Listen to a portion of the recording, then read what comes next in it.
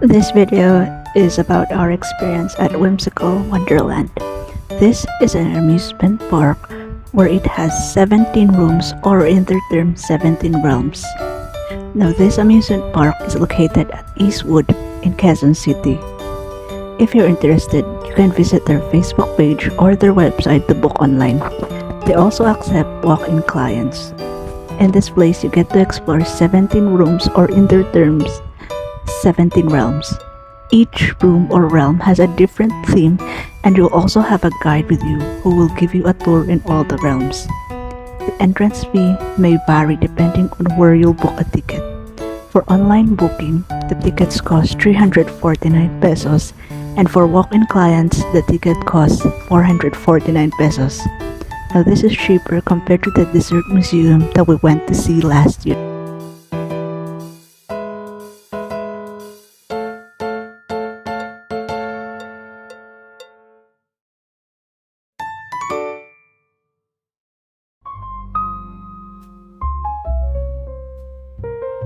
The first room was this painting area, and if you plan to do some painting, you need to pay an additional fee.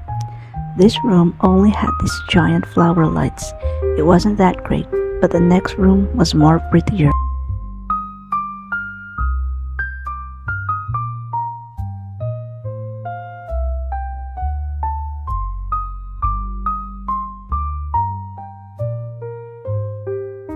This is the next room. On the ceiling, there were cottons that was supposed to emulate clouds, and on the walls were these mirrors.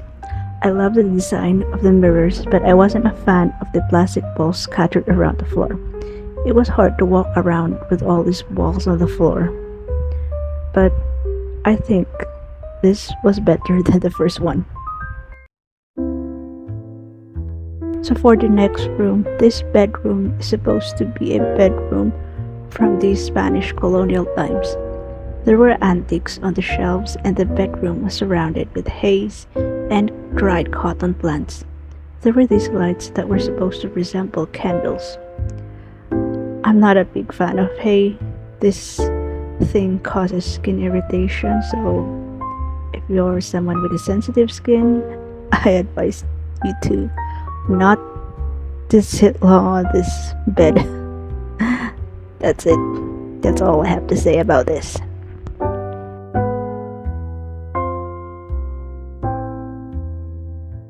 And on this next room, I don't know what it's supposed to be. There was a corner with large clocks, and on this area there were some dangling egg-shaped lights and a giant golden frame. This room made no sense to me, but it was pretty. Yeah, I guess this room is the definition of Wonderland, because Wonderland makes absolutely no sense if you've read the book, which I believe majority of you already did.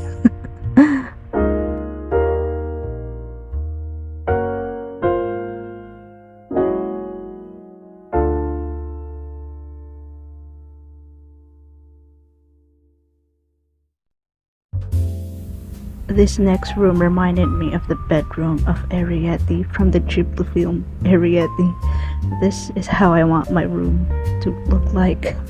When you reach this room, the guide will give you a task. The task is to find the hidden door which will lead you to the next realm. We did find something behind this mirror, and it did look like a human could fit inside. But it wasn't the hidden door. The hidden door was behind this wardrobe.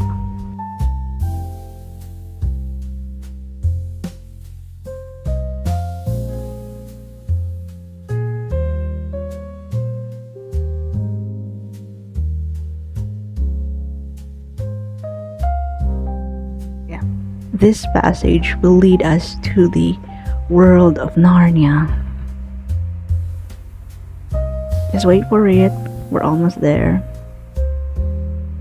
And we're not in Narnia, people. We're in Pandora. So when we entered this room, I said that this room was like a scene from the movie Avatar, and the guide said that it was inspired from the scene from the first movie of Avatar.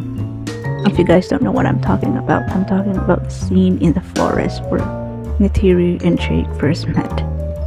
So remember that trapdoor that we found behind the mirror? So this is the room where the trapdoor leads it.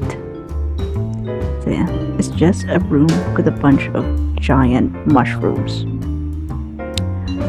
I think this may be the worst one after the painting room. I forgot what these were called in the movie. So we continued strolling around this room because for some reason I enjoyed watching these LED lights. But if you're someone who has a condition, I don't think that you should stay long in this room. Yes, there are people who get seizures or get nauseous every time they see bright lights inside a dark room. The next room was this cave, and there's a second activity here. So basically what we had to do was scoop up the sands and form a mountain which will transform into a volcano. And every time you move the sand, the screen will have a reaction. Pretty neat, huh? So yeah, this was actually therapeutic for both of us, and the sound was very heavenly, especially if you're someone who's into ASMR. But sadly, I didn't get a shot of the eruption of the mountain. So here on the next room, it was decorated with giant flowers. I don't know if these are roses or peonies. Again, if you're someone who has a condition when it comes to these kinds of light, I would suggest that you don't stay here for too long. Yeah, or else you'll end up looking like this, jumping around for no reason. So here is the next room. And this room is a combination of both beauty and creepy. It does look beautiful, the way it is symmetrical, but the faces make it disturbing to look at. So here is the last room. This is the tea room, but unfortunately the food here is not designed for consumption because these are all fake. The bread and cakes are actually squishies. I'm a big fan of fake food art, and I love how realistic these squishies were. So it took us an hour and an extra 20 minutes to explore the whole place. I want to visit this place again and do a cosplay photo shoot here. So make sure to check out this place since it's amazing and the tickets are affordable. And if you want the available promos, make sure to check it on their website or Facebook page. I think they do have birthday promos here. You can also follow them on TikTok if you're more active on the platform to check if they have any announcement regarding on their promos. So that's the end of our vlog, and see you on the next one. Bye!